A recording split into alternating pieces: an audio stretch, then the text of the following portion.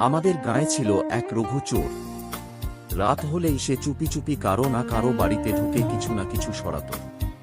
গ্রামের সবাই সন্দেহ করত, কিন্তু ধরতে পারত না। রঘু ছিল ভারী চতুর। একদিন সে হরিপদ বাবুর বাড়িতে ঢুকল, ভাবল এবার বট কিছু হাতাবে।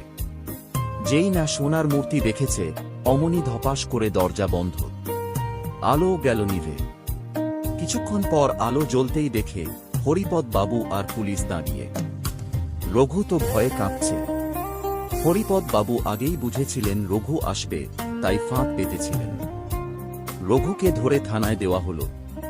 কিছুদিন পর রঘু জেল থেকে ফিরে এলো, কিন্তু এবার সে বদলে গেছে।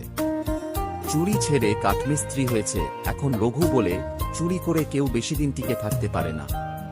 শেষটা হয় খুব খারাপ। তাই বলি, সৎ পথে চলাই ভালো, তাতে শান্তি মেলে।